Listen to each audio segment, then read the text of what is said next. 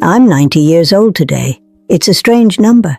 It feels less like a milestone and more like a cliff's edge. The house is full of echoes now. Most people think silence is empty, but when you're this old, it's heavy. I look at these faces in the photos and I realize I'm the only one left who knows what really happened. History is just a story told by survivors. But when there's only one survivor left, the story can finally be true. It started in the meadow behind the old mill. Everyone remembers the celebration, the music, the laughter, but no one remembers the fire. Or rather, they remember what they were told, not what they saw. They called it an accident, a stroke of bad luck.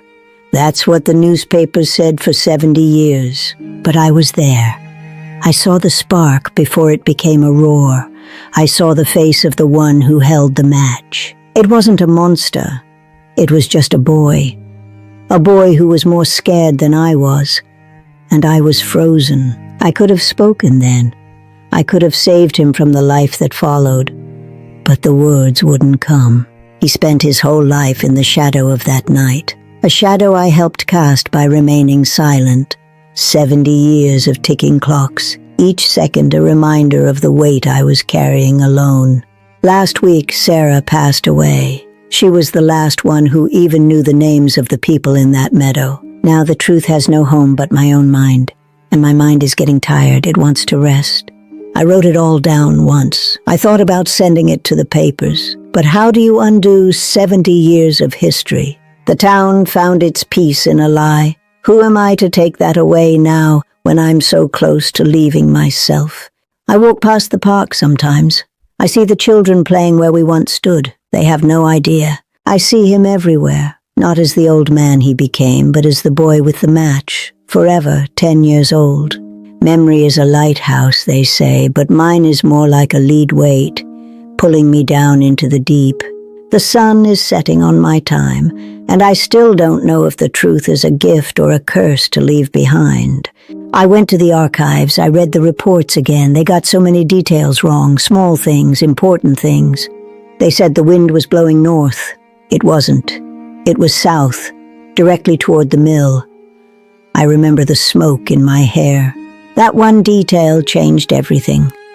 If the wind was south, the fire couldn't have started where they said it did. They blamed Mr. Henderson. He died in prison believing the whole town hated him. I watched them take him. I was just a child. That's what I told myself for 40 years. But I wasn't a child when I was 50 or 60. Seasons came and went. I got married, I had children, I lived a full life. But Henderson was always there. I wonder if he ever looked at the sky and thought of me.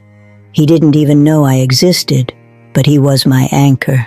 So, I'm recording this, not for them, not even for him, but for the truth itself. It deserves to breathe. This little machine will hold what I cannot carry anymore. It won't judge me. It will just remember. I'll say the names now. Names that haven't been spoken aloud in this context for a lifetime. Starting with his, Leo. His name was Leo. He was my best friend, and he was the one who held the match. We had a world of our own. Secrets that felt like treasures until that night turned them into lead. He found the matches in his father's coat. He thought they were magic. He wanted to show me something beautiful. I can still see the look on his face when the first blade of grass caught. It wasn't malice, it was wonder. Then the wonder became terror. The wind took it. It was so fast. One moment a toy, the next a monster. We ran. We didn't look back. We thought if we didn't see it, it wouldn't be real. But the sky was already turning black. By the time we reached the town square, the bells were ringing. The smoke was everywhere. It tasted like copper. The mill was gone in an hour, and with it, the livelihoods of half the town. I stood there holding Leo's hand. He squeezed my hand so hard it bruised. He didn't have to say anything. I knew. I was part of it now.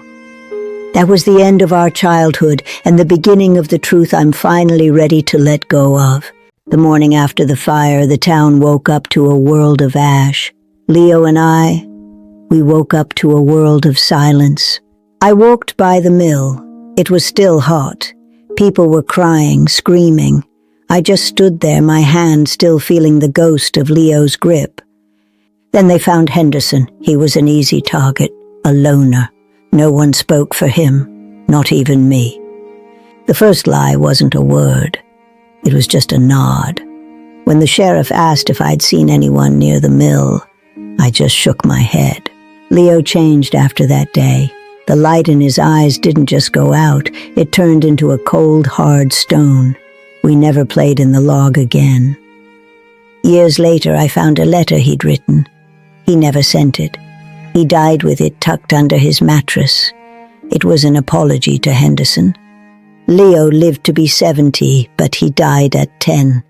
He was a ghost walking around in a man's suit. I watched him wither from the inside. I visit his grave sometimes.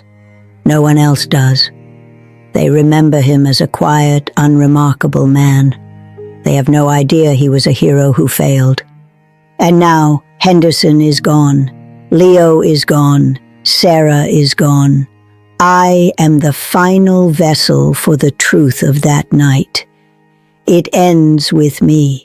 I'm 90 years old today, and for the first time in 80 years, I can finally breathe.